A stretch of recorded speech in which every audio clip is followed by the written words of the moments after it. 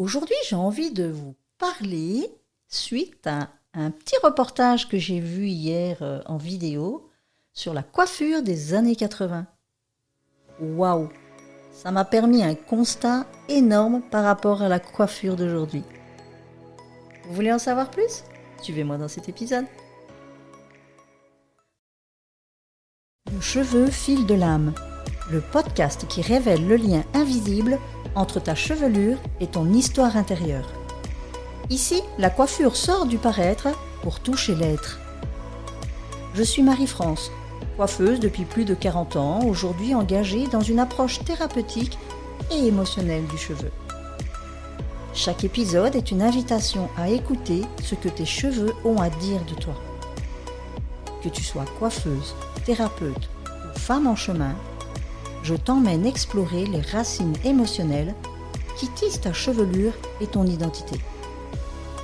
Témoignages, réflexions, élan du cœur, bienvenue dans un espace de libération, de reconnexion et de transformation. Et si toi aussi tu ressens l'élan de raconter ton histoire, je t'invite à rejoindre l'aventure.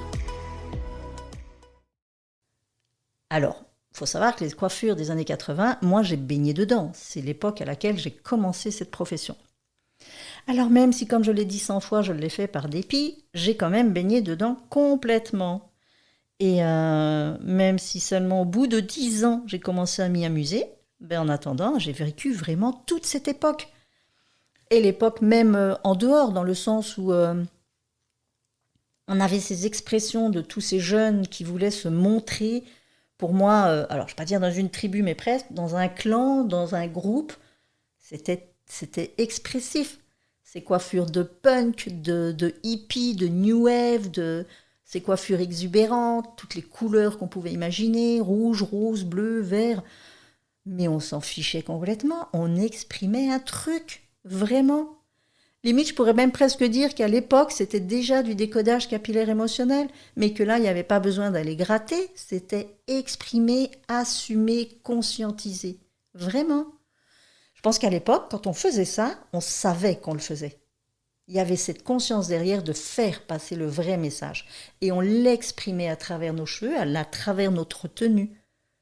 Parce que vous vous souvenez, à l'époque, on avait quand même, alors on en voit encore aujourd'hui, mais je sais pas, j'ai l'impression que c'est beaucoup moins fort aujourd'hui. On est plus aujourd'hui dans un petit moule où tout le monde se ressemble. Mais ce côté expressif qu'on avait, les punks, je les vois encore avec leurs immenses crêtes, là, vous savez, des pointes là qu'il y avait comme un dragon, là, vert, rouge. Alors vous allez me dire, ouais, mais ils étaient tous pareils. Alors pas du tout, mais vraiment pas. Bon, alors maintenant, ceux qui ont vécu à cette époque-là pourront le dire. Maintenant, les plus jeunes, il faut avoir au moins 50, 55 ans facile pour pouvoir se souvenir de comment c'était les coiffures dans les années 80. Alors on peut le voir à travers des reportages ou quoi, mais l'avoir vécu, c'est carrément autre chose. On mettait de la colle dans nos cheveux, on mettait de l'eau et de la farine pour les faire tenir en l'air. On faisait avec les produits de cuisine. On n'achetait pas des produits qui coûtent la peau des fesses pour faire tenir un truc. Et non, c'était extraordinaire. Même s'ils passaient des heures à le faire, mais je les imagine bien, quand ils faisaient ça, derrière, il y avait ce côté où voilà, mon message est inscrit dans mes cheveux. La couleur, la forme, la texture, dans le sens que ça partait. C'était impressionnant.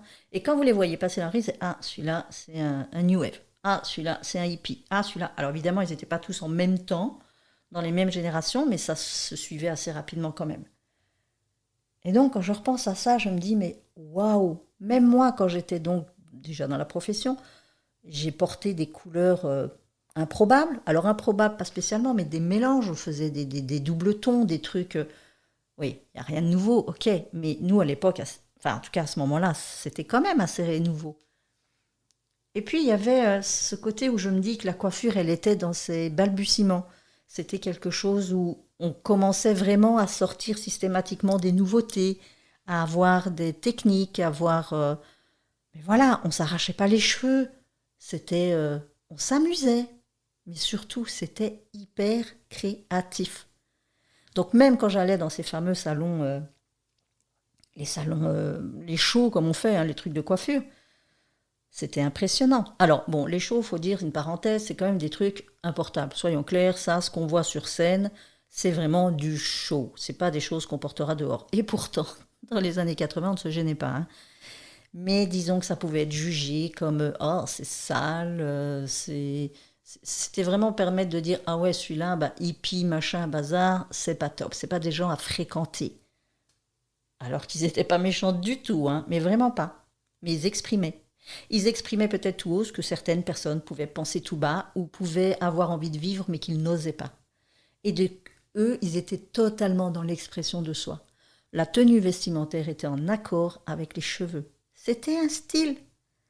Et j'adorais parce que moi, pour l'avoir vécu un peu tous ces styles-là, enfin, les avoir vécus de loin, moi, je ne suis pas rentrée spécialement dans tous ces styles-là parce que j'étais plutôt quelqu'un assez renfermé qui n'était pas du genre expressive. Mais je me souviens qu'à l'époque, quand je les voyais, ça m'impressionnait. Et je me disais, waouh, ils osent, vraiment. Ils ont peur de rien, hein, ils y vont. Hein. C'était une pure revendication, soyons clairs. Mais c'était assumé. Mais comme ça faisait peur à Toukidam, qui n'était pas vraiment spécialement dans ce vent-là, ben ouais, ils étaient jugés, montrés du doigt, rabaissés, critiqués, et ainsi de suite. Mais je pense que franchement, ils s'en foutaient, et que limite, plus tu les montres du doigt, plus ils se montrent. Des vrais revanchards. Alors, le petit lien que je veux faire avec aujourd'hui, enfin le lien, la comparaison surtout avec la coiffure d'aujourd'hui, c'est que, waouh, je ne sais pas dans quoi on est tombé aujourd'hui. Je ne sais pas ce qui s'est passé au fur et à mesure de toutes ces années. Bon, alors ok, ça fait quand même un peu plus de 40 ans, mais c'est comme s'il y avait un gouffre. Même l'évolution qu'il y a eu entre-temps, même dans les années 2000, on n'était pas là où on est aujourd'hui en fait. Ça commençait, je dirais, hein, peut-être 20 ans après ça commençait, et alors ici 20 ans encore en plus, pour moi c'est une catastrophe. Dans le sens où c'est uniformisé. Il n'y a pas de couleur. Oui, il y en a bien quelques-unes encore qui osent mettre de la couleur, mais rien de comparable à ce qu'on voyait à l'époque. Alors je ne dis pas qu'il faut revenir à cette époque et que c'était mieux avant. C'est juste le message qui était derrière, qui est impressionnant, qui moi m'impacte aujourd'hui. En tout cas, moi, je le perçois comme ça. Peut-être pas vous. Mais je suis sûre que d'autres, oui. Et donc aujourd'hui, il y a ce côté où je vois hein, toutes ces formations qu'on donne pour faire les techniques d'aujourd'hui, mais on rentre dans quelque chose mais qui est mais stressant, j'ai envie de dire, hein, parce qu'à l'époque, on faisait des mèches un peu... bon, c'est vrai, c'était le bonnet, c'était pas top, mais à l'époque, c'était top. Mais disons que c'était pas parfait. C'était un peu aléatoire, c'était un peu à l'arrache, on y allait, quoi. Les gens, ils se mettaient du rouge, du bleu, du jaune, ils cherchaient pas à ce que ce soit bien mis, bien rangé, bien aligné. Non, c'était comme ça. Aujourd'hui, je sais pas, on dirait, c'est un peu chirurgical. C'est au millimètre près. C'est vraiment à la mèche près, à la couleur près. Attention, ça doit pas déborder, ça doit pas dépasser. Alors je dis pas, hein, les mèches avec des taches en racines, c'est moche, je suis d'accord. Mais je veux dire, c'est la manière dont on le fait, ça a l'air mais tellement... Enfin moi aujourd'hui, je suis contente de ne plus le faire parce que c'est stressant. Quand j'entends des gens dire qu'ils mettent 5 heures sur une cliente pour pouvoir lui apporter ce qu'elle a désiré, 5 heures, c'est un minimum, hein, j'en ai entendu des pires que ça. Alors même si c'est pas 5 heures non-stop sur elle parce qu'il y a les temps de pause, déjà la nana qui est motivée pour rester 5 heures dans un salon, bah, tant mieux pour elle.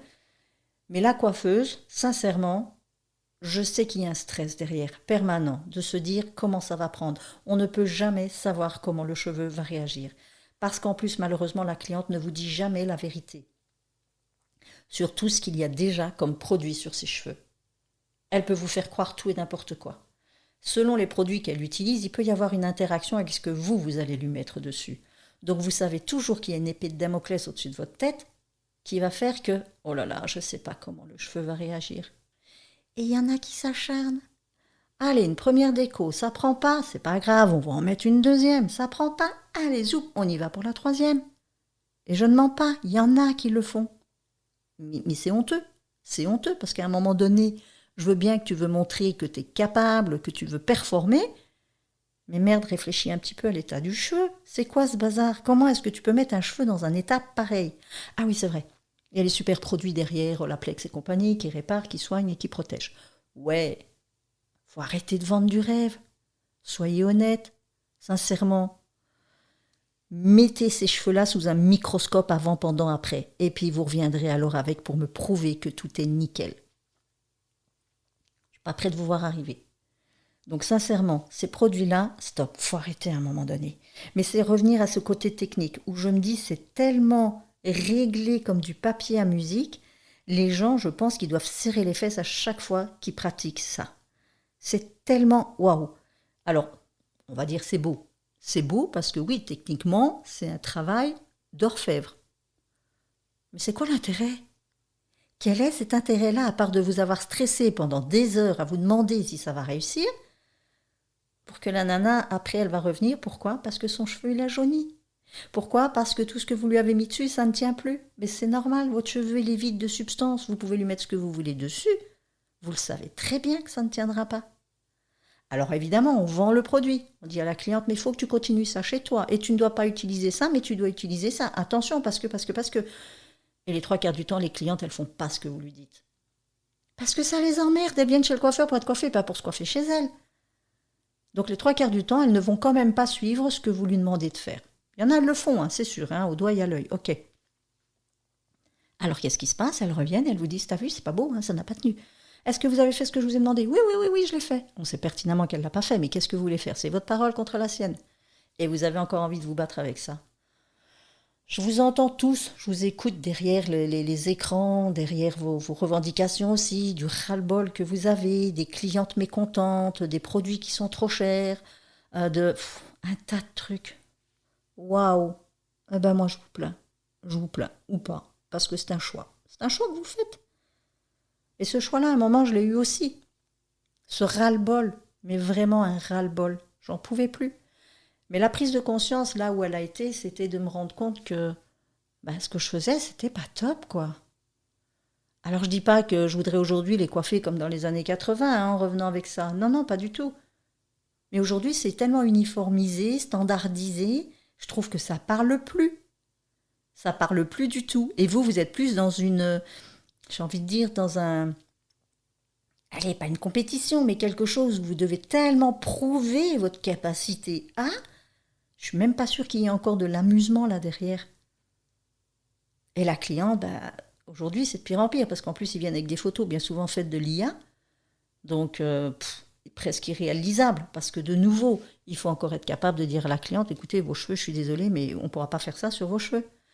Allez ailleurs, elle ira ailleurs, hein, jusqu'à un moment où il y en a une qui va tenter le coup quand même. Hein, mais bon, voilà, le résultat sera ce qui sera, c'est son problème. Mais il n'y a pas de vie aujourd'hui, je trouve. Ça s'est perdu, même la créativité. Moi, j'appelle pas ça de la créativité, hein, de passer 5 heures sur une cliente. De vouloir aligner des mèches, mais au millimètre près, tellement que c'est précis et que le résultat, après, il est waouh. C'est pas de la créativité, ça. C'est de la technique. Juste de la technique. Alors, juste, soyons clairs, hein, c'est pas un jugement, parce que justement, juste la technique, mais la technique, c'est impressionnant. Moi, je regarde encore, je l'ai déjà dit, parce que je trouve ça, oui, le résultat, il m'impressionne. Il est beau par ce côté technique où je me dis, waouh, de nouveau, c'est chirurgical. Mais quel temps il a fallu pour le faire et quel stress. Est-ce que ça en vaut vraiment la peine ? Et je suis même sûre que le prix que vous demandez derrière ça ne vaudra jamais, alors aussi bien la qualité de votre travail, mais le temps que vous y avez mis, le stress et le côté de votre personne. C'est pas possible. Il faudrait demander beaucoup plus que ce que vous demandez. Et c'est ça qu'à un moment, ça devient compliqué aussi pour vous à vivre. Hein, parce que, et puis il faut les achats de tous ces produits-là. Parce que quand je vois les quantités de produits qu'il faut mettre, c'est aberrant. Aberrant. Je ne comprends pas qu'à un moment, il n'y ait pas des gens qui se sont dit, mais ça suffit, quoi, faut arrêter, c'est n'importe quoi. Alors maintenant, évidemment, ceux d'aujourd'hui, ce n'est pas des jeunes qui ont connu les années 80, et de nouveau, je ne dis pas qu'il faut y revenir, mais cette comparaison vaudrait la peine. Alors peut-être que vous diriez, mais c'était moche, c'était du grand n'importe quoi, ça faisait plus des taches qu'un truc beau, c'était pas... Oui, c'est incomparable, soyons clairs. Mais les gens, ils s'éclataient. Franchement, c'était un vrai amusement. Moi-même, je me suis super amusée. Quand j'ai commencé à apprécier ça, je me suis éclatée, aussi bien sur moi que sur les clientes. Je n'avais pas conscience des dégâts, soyons clairs, mais on s'amusait. Et puis ben voilà, après c'est au fil du temps où j'ai compris qu'à un moment donné, ce qu'on faisait était de moins en moins chouette parce que de plus en plus agressif. Et là, ça, c'est ma conscience qui, moi, à un moment, m'a dicté de dire stop. Donc voilà ce constat que je voulais faire entre les années 80, les années 2020, c'est un gouffre. Un gouffre. Et aujourd'hui, mesdames, j'ai envie de dire, qu'est-ce que vous êtes en train d'essayer d'exprimer à travers les coiffures d'aujourd'hui? Je vous parle, vous, en tant que cliente. Parce que on est dans le côté mode, tendance. On a envie de ressembler à ça parce que c'est joli, parce que tout le monde le porte. Et c'est vrai, hein, c'est peut-être difficile à entendre ou pas sympa, mais c'est un moule. Tout le monde sort avec la même coiffure, tout le monde sort avec la même couleur. On est à fond dans les blonds platines depuis maintenant des années. Et ça continue. Alors que vous pourriez avoir vos cheveux blancs naturels, mesdames. Alors peut-être pas les toutes jeunes, évidemment, parce que vous n'en êtes pas encore là, mais arrêtez le carnage. Arrêtez le carnage, parce que sincèrement, votre cheveu, à un moment, il va vous le faire payer aussi. Et votre corps, pareil. Donc voilà, en fait, tout ça, revenir aussi au fait qu'aujourd'hui, moi, avec le décodage capillaire émotionnel, bah, c'est vrai que, autant qu'à l'époque, il n'y en avait pas besoin, parce que je pense que le message, il était clair, mais vraiment clair. Fallait être aveugle et sourd pour ne pas le voir et l'entendre. Et aujourd'hui, je pense que malheureusement, les personnes ont des choses encore à exprimer, mais ne peuvent pas vraiment le faire, enfin, ne s'autorisent pas à le faire. Et donc, elles rentrent dans un système de coiffure actuelle, une mode tendance qui est là pour tout le monde. Mais ça voudrait dire que tout le monde a le même message? Je suis pas sûre. Tout le monde veut exprimer la même chose? Je suis pas sûre. Mais c'est tellement caché derrière un stigmate de tendance, oui, tendance, sociétale, tout ce qu'on veut. C'est uniformisé. Ça n'a pas de goût, pas de saveur, pas de couleur. Vraiment. Tant pis, je choque. Mais ouais, c'est ma perception aujourd'hui. Et je suis contente, moi, de ne plus pratiquer les produits parce que je pense que vraiment, je me serais mise un stress pour pouvoir performer comme beaucoup doivent le faire. Et c'est violent parce que je vois plus où est l'amusement. Ce que je fais aujourd'hui, moi, je m'amuse. Alors, je m'amuse. Je m'amuse pas avec les émotions des gens. Non. Là où je m'amuse, c'est qu'on est dans la créativité quand même. Vraiment. Par le naturel, par le simple, par le beau.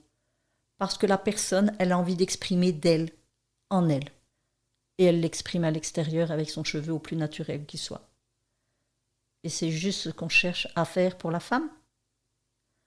Pas vouloir absolument l'embellir avec des produits, avec des transformations, avec des choses qui camouflent en vrai ce qu'il y a en dessous.